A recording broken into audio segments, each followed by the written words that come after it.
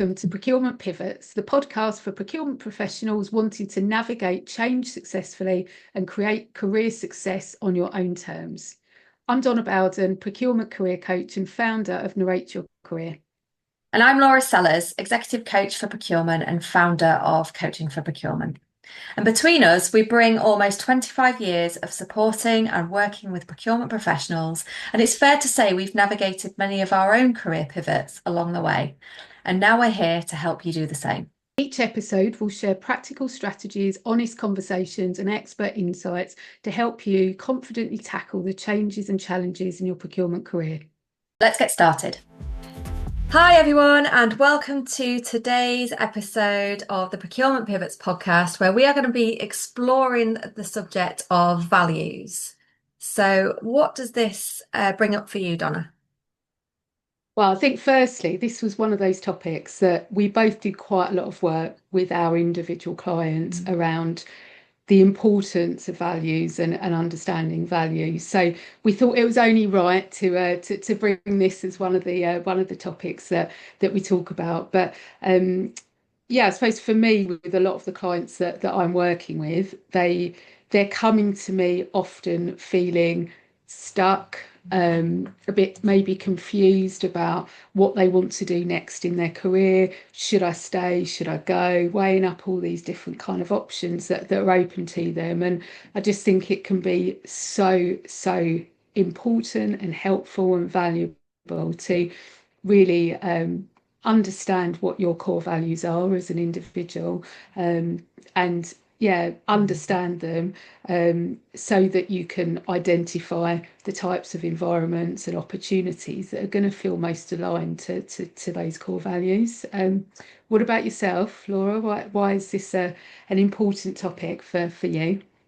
So it's a topic I love to explore, and certainly the first time I explored them personally, that it filled in a lot of gaps for me. It sort of gave me answers where I didn't feel I had any. So very similar to you in terms of feeling stuck. It might be in their leadership. They might come to me feeling frustrated with the challenges that they're facing in their procurement leadership, and it might be a pattern that they've come up against. So it might be that they've moved roles, moved departments, moved teams, anything like that, but they're still coming up with that same feeling of something not being quite right.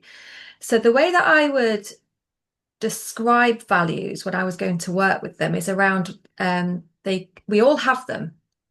We all have values, but we might not know what they are. They're subconscious a lot of the time, but also they are very unique to each and every one of us. So you could share a value with somebody else, but they show up for you differently.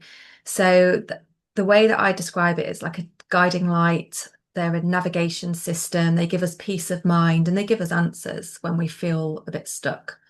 How about you? How would you describe them?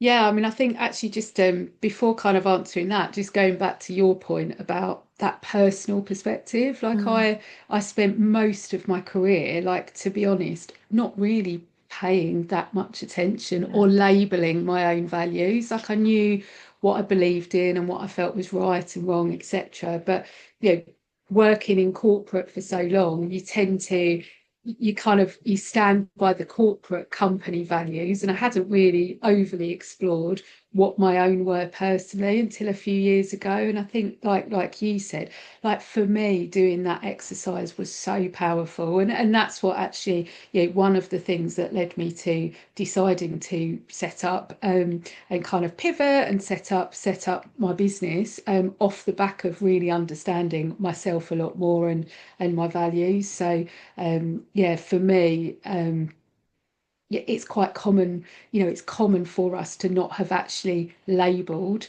what our values are, but kind of doing that work to really understand them, as a start point can be, it can make a really big difference to you. So I forgot your original question. No, it's fine. What was your question? Going to put me on the spot now.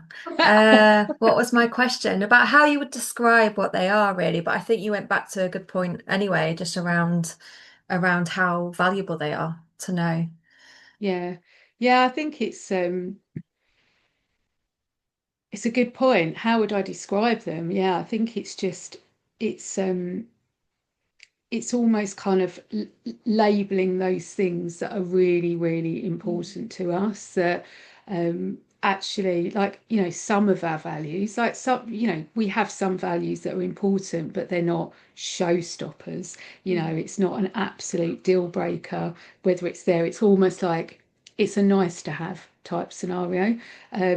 But I think there's others that, you know, they are just so fundamentally critical, things that are so important to us that if that thing is not present or if that is compromised in any way, it's just going to make us feel totally off kilter and not aligned and, you know, probably really unhappy and feeling like we're in the wrong kind of environment for us and for what we believe in. So, you know, again, I haven't got a great description of actually what they are, but if we have this conversation again in the future, I'm sure I will have a better way. But it's, yeah, it's kind of, you know, it's what we believe in, what's important to mm, us, and really, you know, it kind of, I think, can help us to just understand ourselves a lot yeah. better as well, and just yeah, I mean, for me, I think it's just so important. And I never, you know, a few years ago, I didn't fully recognize the importance of it, but I just think now, and particularly like the last few years, I've met with and spoken to just so many people, and it just things don't feel quite right. And Mm, sometimes, you know, sometimes when you can't put your finger on it, it's not really obvious. It's like, look, I'm in this business that on paper I should be really enjoying things, and I just really feel like there's just something off. And mm, quite often, I think when you start kind of exploring further, like often it is that there is this like disconnect or misalignment with something that is just fundamentally really important to you, and it's not there present as you'd like it to be. yeah, and I think for me it's like non-negotiables, right? They are your non-negotiables. Like there are others that you can be flexible with as long Yeah. as the non-negotiables are being met. So yeah, I think descriptions for each and every one is different maybe, but certainly when it comes to how it shows up for our procurement clients, I think where I see it a lot as well. In fact, I've got a great example of this from this morning when I was coaching somebody where they were feeling, like you were saying, a bit off kilter. Something wasn't quite right, and we'd explored their values in a similar session. And they came in feeling really positive this morning about something that was happening, and then they had a doubt about something else. And I said, "Well, what's that then? What's that going on there?" And they had jumped to thinking about, oh, well, it means that I'm not confident enough, or I'm not knowledgeable enough, I'm not strategic enough. And I went back to them and I said, I actually see it differently. I wonder whether it's this particular value that's really important to you is lacking at the moment. And I think it was a value of feeling like they were connecting, of connection, Mm, you know, with somebody. And they took a step back and they went, wow, you're right. So then we worked on, so how can you meet that value? Because then the doubt might disappear. mm, yeah, yeah, So, and that was to do with a project they were working on. So, you know, it shows up everywhere. Our values are definitely. not just about those life-changing moments, which might be a change in a role or in an Mm, organization if you've been somewhere for a long time. It's in the everyday stuff as well. yeah. Yeah, and I'll give another example, actually, a recent example that I've had with someone that I've just recently started to work with. So we'd started early, you know, doing quite a lot of work, a lot of deep work around their strengths and then their values. And quite early on in the process of working together, so they'd come to me because they were in between roles, they were wanting to take this opportunity just to kind of reset, reflect, work out what's important next, how to go about even finding a leadership role in a challenging market. And we very quickly got to the point where they found themselves in a scenario where they had two offers on the table for the first time in their life. Yeah, they came to me worried about finding a job, and very quickly they had these two offers on the table. And because of the work that we'd done in advance around what's important, value, and what values, so not just what are your values, but actually which ones right now in your life right now feel more important to you, Mm. that enabled them to, well, we kind of developed a framework in advance for, when you're assessing opportunities, how will you assess beyond just gut feel, or I think I like it, how will you actually assess whether this is the right business, the right opportunity, based on a whole number of factors, including the most important kind of show-stopping values. And they were absolutely not expecting to be in a scenario where they were under pressure to make a decision between two offers. And actually, the thing that enabled them to kind of confidently make that decision was that work that we'd done to really understand what was important. And then it was a comparison, but not a gut feel comparison, or not a, well, this one's paying more than that one. It was actually based on much, more important factors for them. It's all about for the individual, and it enabled them to kind of make the decision and know that right now they're making the right decision for the right reasons right now. So Yeah, and I think that's the other thing, isn't it? We've touched on decision making, and that's what they help us to do. They help us to, in a world of uncertainty and challenge and change, and a lot of the time when things feel completely out of our control, they actually help us to have a bit more control in what we can focus on. So I was having a conversation, this one was a while ago actually, but we were talking about how best to manage a situation when a restructure was going on. And the leader was really thinking about, well, if I do this and then it goes the wrong way, then I've made the wrong decision. And I said, well, if you're making that decision in line with the values, regardless of the outcome, because the outcome is ultimately out of your control, but you'll come out the other side knowing that you've stayed true to what your values are and what matters to you. Whereas you could come out the other side having done something that didn't make you feel comfortable because it was against your values. And then not only was the outcome out of your control, but also you're feeling regret or anything like that for the way that you've handled it. yeah, So, and I think that's the thing, is some decisions are 50-50. Going back to yeah, your role thing, they've got two roles in front of them. There's a lot of unknowns there. You can only gauge so much about a role or yeah. about a company and about a potential line manager. But if you've made that decision based on who you are and what matters to you, Mm.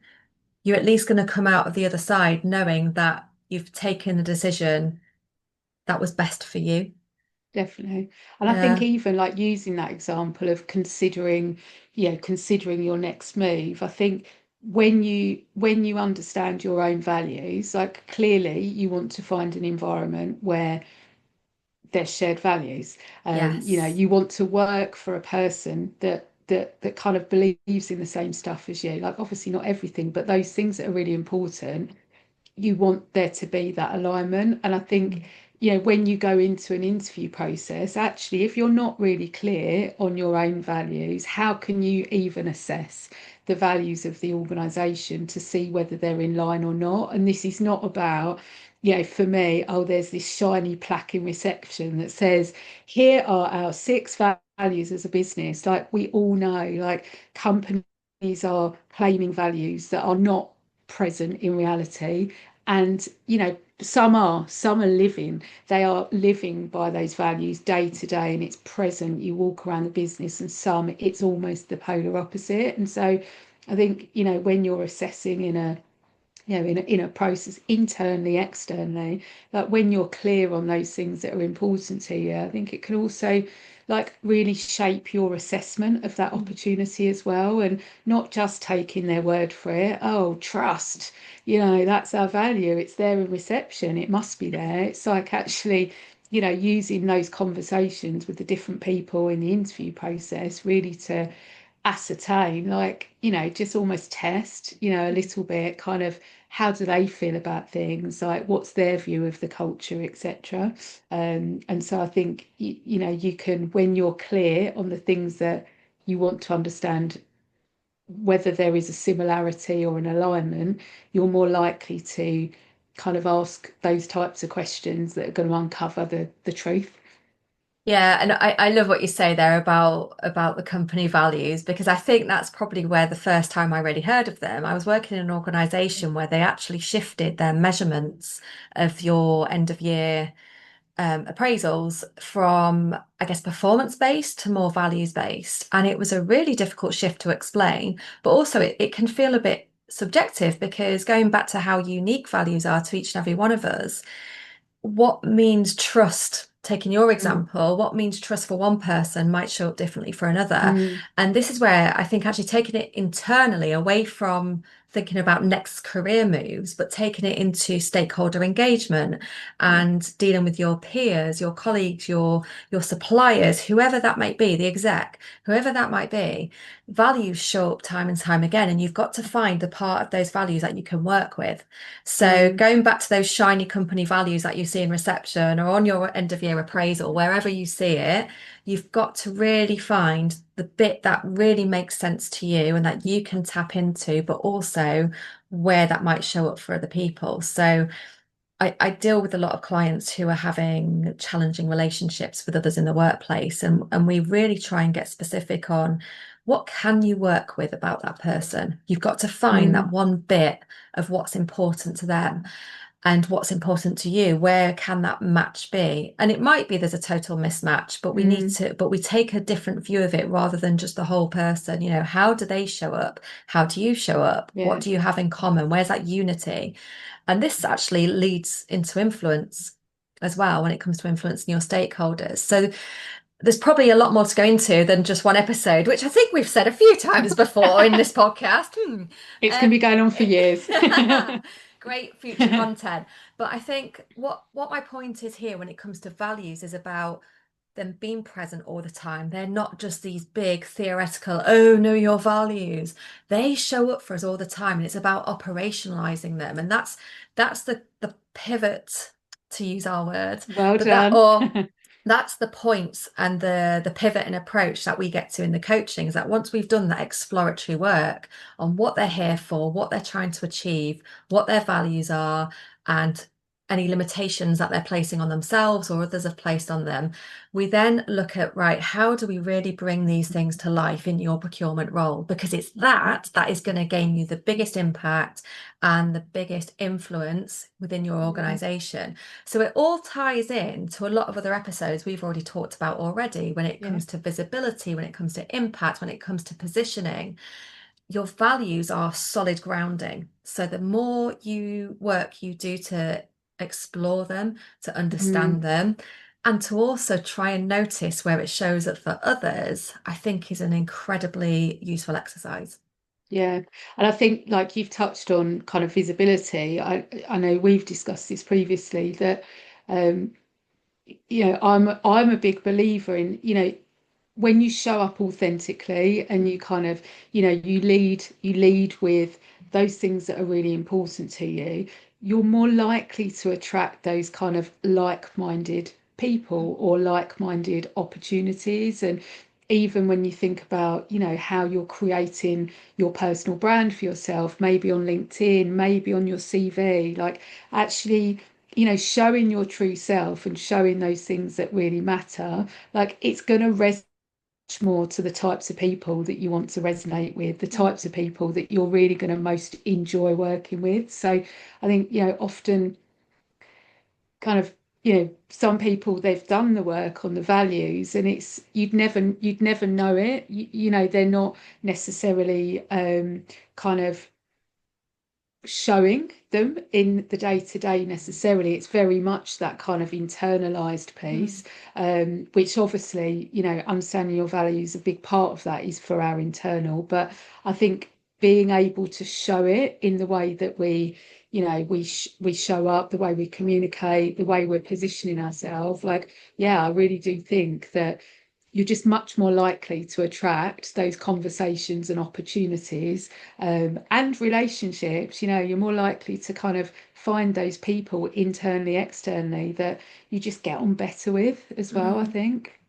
Yeah, and I think, like we said earlier, it's a navigation system, right? So, because if you are showing up, and I mean, authenticity, we need to find maybe an episode for that, don't we? Because Yeah, even to some people, it feels really cringe, and to others, it's yeah, like, I mean, it could be many things, but I think it's just coming back to that peace of mind. And I get that, by the way. I've stolen that from Professor Steve Peters, who's the chimp paradox guy. Yeah. He's amazing. Like, for maybe we should link that somewhere. Do they call them show notes? I don't know, something like that.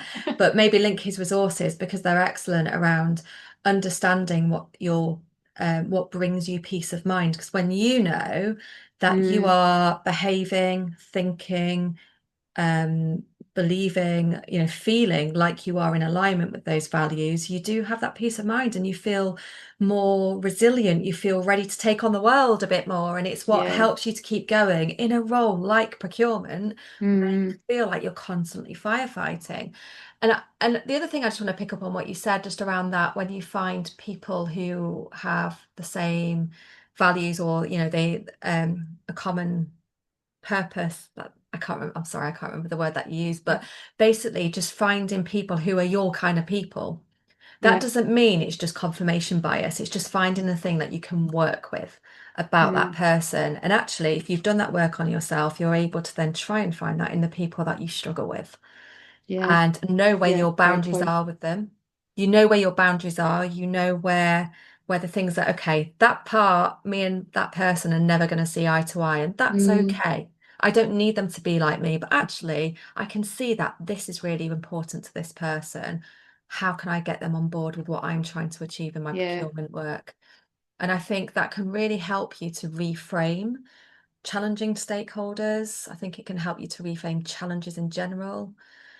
And yeah, it's always a subject on after a coaching session. If we've delved into values, it's like a light bulb has gone Yeah. off.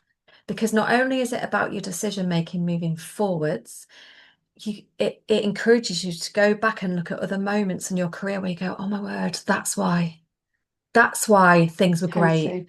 or that's why things were not so great. Yeah. And to link back to yet another episode, our self-reflection episode, which was around, instead of spiraling into that overthinking, Hmm. we're being more intentional by reflecting on what does work for us and what doesn't work for us.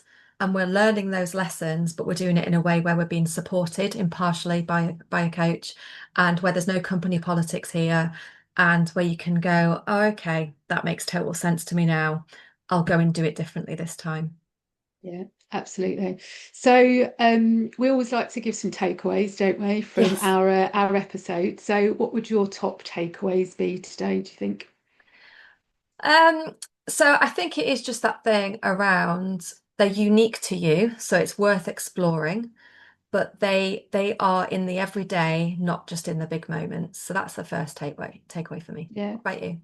I think mine would be if you haven't already, taking that time to firstly understand what your own are, your own values, and then just think about what that means for you within your career, and really think about, use that knowledge to kind of assess and think about, how could you improve, enjoy your current situation more? Like, what does that understand it and analyze it, potentially where you are, or if you are thinking about a move, just really understand, okay, if you know that these things are really important, what do you need to look out for, and how could you assess whether that environment is going to be right and is going to feel aligned for those things that you recognize are most important for you.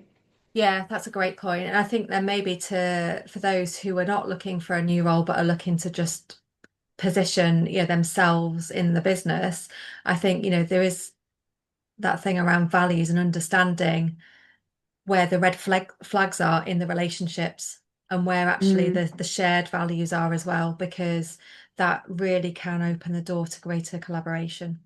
definitely, definitely. And that's a whole nother point on, when you look at kind of team values as well, like that can Mm. be a really good exercise, can't it? To almost kind of, create shared values for the team that you're in, as well, and kind of, team identity, team values etc. But that's a whole other topic. We could talk about this for a long time. But look, thanks everyone for tuning in. We are absolutely loving bringing these kind of, I suppose, bite-sized topics to you. So please follow us and subscribe if you haven't already. And we'd love your feedback and look forward to seeing you, or look forward to tuning in very soon. Thank you. Brilliant. Thanks, everyone. See you next time. Take care. Thank you for tuning in to Procurement Pivots. We hope today's episode gave you actionable tips to help you to continue to move forward in your procurement career. If you enjoyed the conversation, follow our episodes, share them with others, and please support us on our social media channels for others that might be interested to tune in.